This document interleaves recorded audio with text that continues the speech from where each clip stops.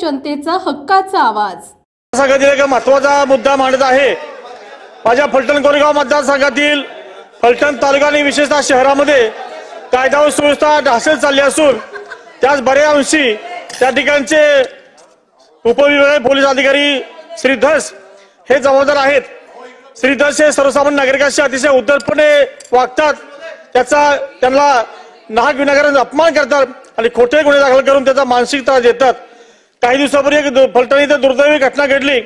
करम गलोग नावाच्या युवकाला काही लोकांनी जबरदस्त मारहाण केली, त्यातून गंभीर जखमी झाला आणि याबाबतची तक्रारही त्यांनी दाखल करून न घेता उलट पक्षी त्याच्यावर 307चा गुन्हा दाखल केला। या घटनेविरुद्ध फलटणमधील प्रतिष्ठित लोकांनी आंदोलन करूनही त्याची दखल घेतली नाही आणि अशा घटनांमुळे फलटणमधील नागरिकांच्या मध्ये प्रचंड असंतोष तुमचा असून त्याचा कधी उद्रेक होऊ शकतो।